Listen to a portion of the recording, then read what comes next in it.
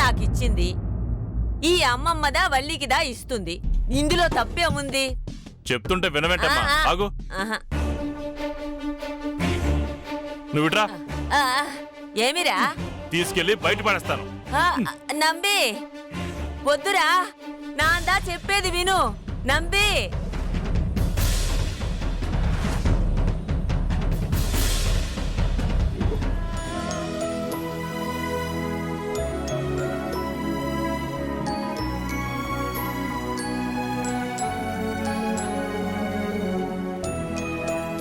ఏంటి త్రిపుర, ఎందుకంత భయపడుతున్నావు?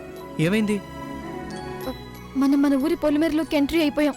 ఇందాకటి వరకు ఏమీ లేదు, కానీ ఊళ్ళోకి వస్తుంటేనే భయం వేస్తుంది. భయపడకు త్రిపుర, నేనున్నాను కదా. నువ్వు ఉన్నావని నా భయం భరణి. మా వాళ్ళు నిన్నేమైనా చేస్తారనే వణుకుతున్నాను. అసలే కాయిన్ కూడా నాకు అనుకూలంగా పడలేదు. మొదలు పెట్టావా నువ్వు నీ కాయిన్? అలాంటి వాటిని నమ్మద్దంటే వినవే. అది కాదు భరణి. త్రిపుర, ఇప్పుడు మనమేం మీ ఇంటికి వెళ్ళడం లేదు కదా. మీ వాళ్ళు నన్నేదో చేశారనడానికి. మన ఊళ్ళోకి వచ్చింది వల్లిని మనతో తీసుకెళ్ళడానికి. చెల్లిని ఎలా తీసుకురావాలనే దాని గురించి ఎక్కడైనా కూర్చుని బాగా ఆలోచిద్దాం. మంచి ఆలోచన తట్టాక వల్లిని తీసుకొద్దాం, సరేనా? సరే.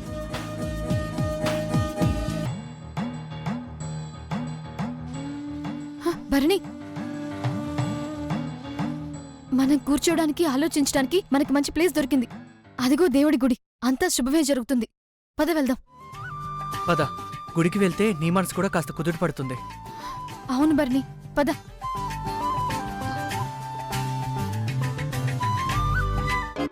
నంబి, నా మాట వినురా. నంబి, నేను చెప్పేది ఒకసారి నువ్వు. నంబి నంబి నంబి ఆ పుస్తకం దా ఇచ్చేసి పెట్టిదా పడేసే కావాలంటే. పుస్తకం పాతగా రెండు పడేస్తాను. అది దరిద్రం వెళ్ళిపోతుంది. అది కాదురా నంబి.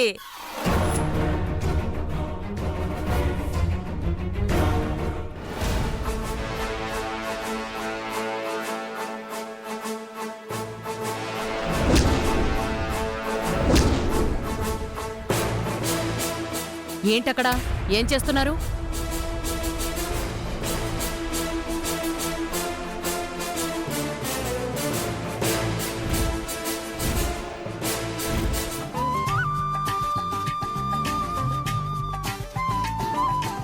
భరణి,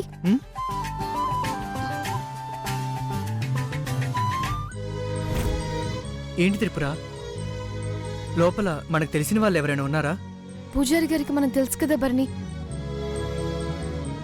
చూసారంటే మా ఇంట్లో చెప్పేస్తారు.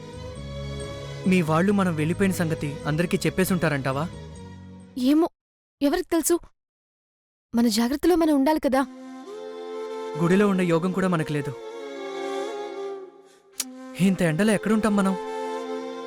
చూసావా, అంతా మనకి రివర్స్ లో ఎలా జరుగుతుందో. కాయిన్ చెప్పింది నిజమే. నువ్వే ఒట్టి మాటలని కొట్టి పారేశావు. త్రిపుర, ఒకసారి అటు చూడు. ఏముంది భరణి? ముందు చూడు. ప్రాబ్లమే ఉండదుగా.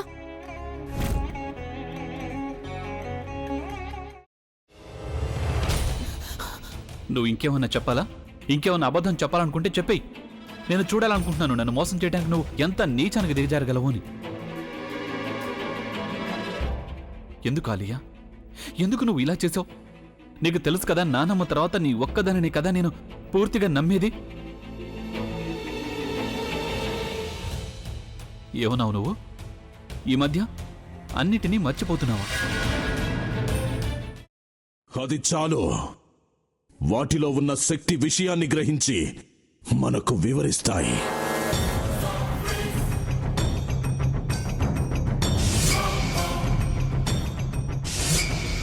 ఎవరు ఆ దండ విప్పొద్దు, గది తలుపులు తెరవద్దు.